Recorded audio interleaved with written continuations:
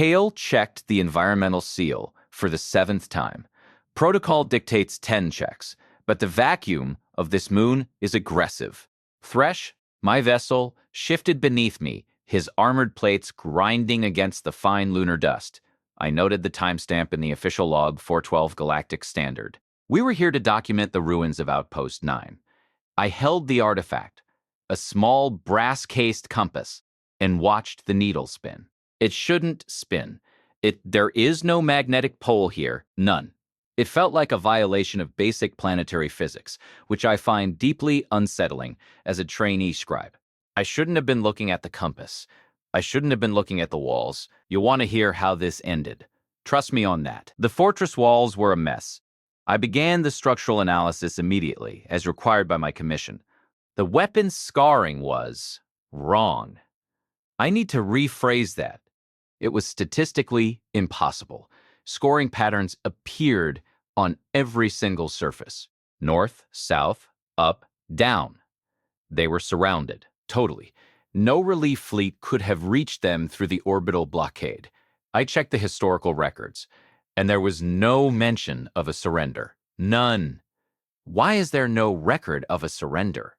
My luminescence began to pulse in an erratic, high-frequency rhythm. Thresh felt it, and his hide rippled with unease.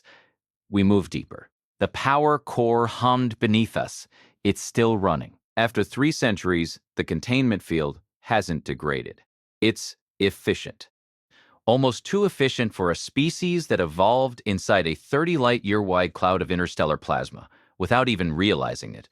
They spent their entire evolutionary history surrounded by high-energy danger they couldn't see, so I suppose a siege didn't feel. Thresh stopped. His right flank, where the old burn mark sits, was twitching. I tried to redirect him toward the command center, but he braced his quadrupedal legs. He wanted to run. I have documented this instinctual refusal in my previous 3 reports. Vessels have a sensory range that pilots lack. He feels a predator. But the garrison is dead. I told myself that 3 times.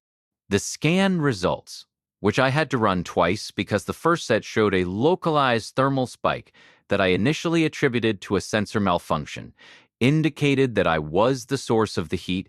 My own distress was causing my pilot form to radiate energy. I am a historian.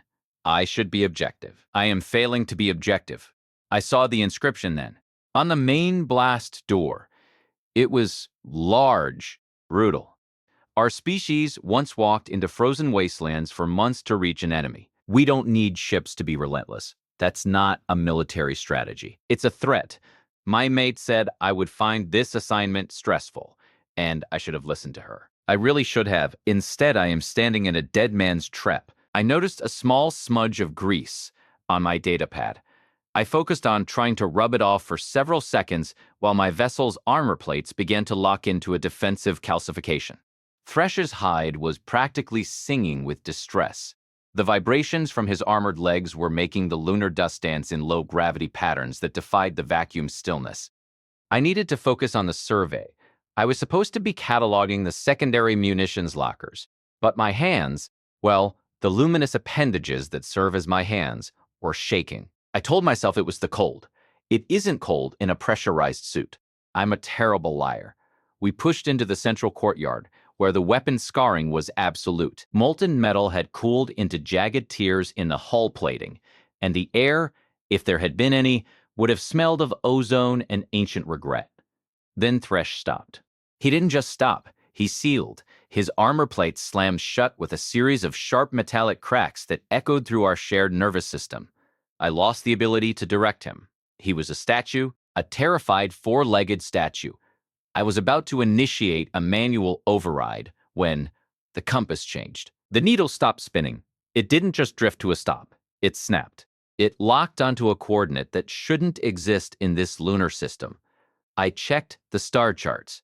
I checked them 3 times because my vision was blurring from the luminescence overload.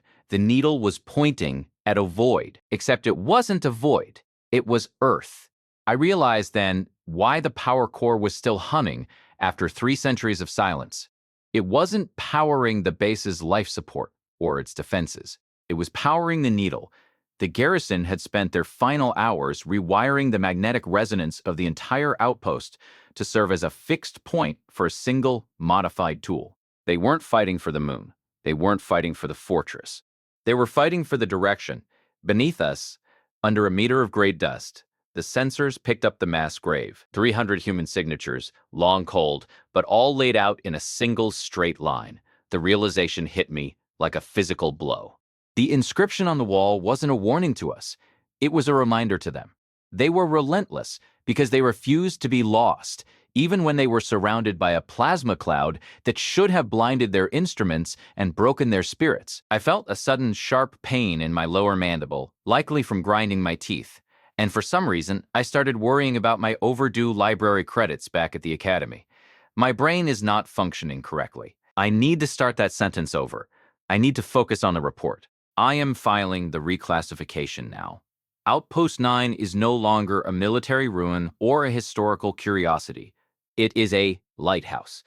The humans stayed until the end, not to kill, but to ensure that even if they died, the way back would remain lit for whoever came looking. My transfer request is already half written.